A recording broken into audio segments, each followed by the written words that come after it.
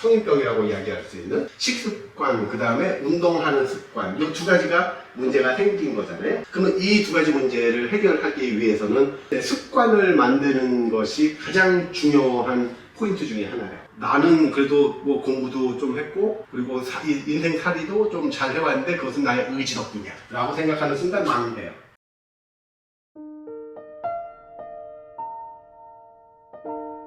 인간의 의지는요 굉장히 약해요.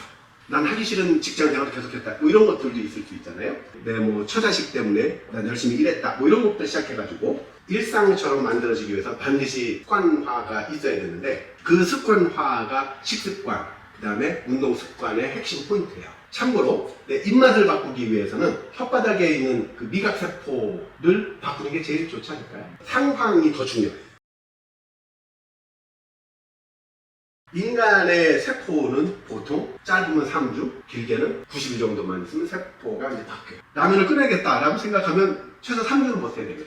근데 3주를 버티기가 정말 힘들지. 중독, 금단 증세 뭐 이런 거, 바이러스, 지 혼자서 생존할 수 없잖아요. 자기 혼자서 살 수 없다는 것은 숙주가 있어야 돼요. 식물도 그러한 전략을 쓴다는 거지, 생존 전략으로. 그 중에서 가장 강력한 게 그 글루텐이라는 것을 가지고 인간을 숙주화시키는데, 이때 어떠한 걸로 시키겠어요? 맛있어, 땡겨, 이런 것들이 서로 연결이 되어 있어서 한번 먹으면 못 끊는 거예요. 그래서 결국은 인간들이 밀을 적극적으로 재배할 수 있도록 조종하는 거죠. 그 이후에 뭐 글루타민산 나트륨 같은 뭐 이렇게 감칠맛을 주는 이런 다양한 혜택들을 주잖아요. 그러면은 그 숙주인 인간이 그 글루텐이라는 것으로부터 멀어지기 위해서는 뇌가 바뀌거나 아니면은 우리 입맛이 바뀌거나. 근데 입맛이 바뀌려면은 혓바닥에 있는 그 미각세포가 치환돼야 돼. 기존에 익숙했던 것들이 죽고 새로운 세포가 나왔을 때 이 새로운 세포는 그 맛을 경험해보지 못한 세포라면 훨씬 더 우리 뇌가 적응하기가 편하다는 거예요. 그래서 맨 처음에 3주는 버텨야 된다. 그리고 그 상태로 3개월만 버티면 내 입맛은 바뀔 거다.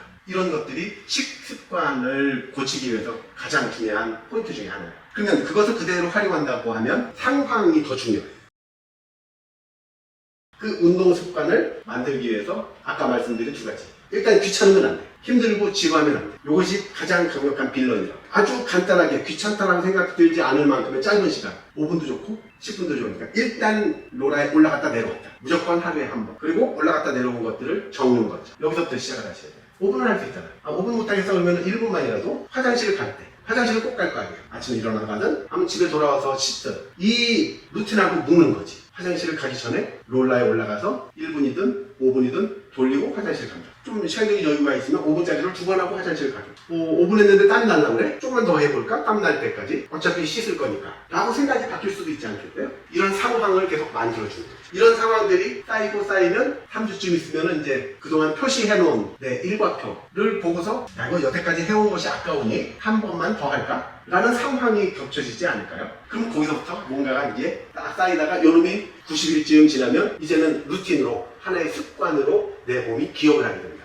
이러면 일단은 귀찮은 방법, 귀찮을 수 있는 모든 것들을 줄이는 게 낫겠죠. 그냥 잠옷 입고 가도 돼. 아니면 벗고 올라가도 돼. 상관 전혀 없어요. 신발을 클리시를 신으면 분명히 효과적이긴 한데 클리 신발 신는 것도 귀찮으면 또 안 하겠죠. 그래서 최소한의 준비. 그러면 지나가다가 바로 올라타고 내릴 수 있을 만큼 신발도 아예 그 자전거 페달에 붙어있는 거지. 아니면 페달 옆에 놓여있거나. 그러면 맨발로 할 수도 있고 실내화를 신고 로라에 올라갈 수는 있잖아요. 이렇게만 되면 올라가야 된다라는 그 목표는 달성을 한 거니까. 두 번째는 지루해. 똑같은 동작을 계속 반복을 하잖아요. 그래서 똑같은 방법인데도 계속 구분하는 거예요. 오른발 돌리기, 왼발 돌리기. 12시부터 6시까지, 6시부터 다시 12시까지 있다 그러면 이것을 12시부터 3시까지, 3시부터 6시까지, 아니면 6시부터 12시까지. 이것을 구분을 해서 한 번 돌리는데도 계속 목적을 갖고 하는 거예요.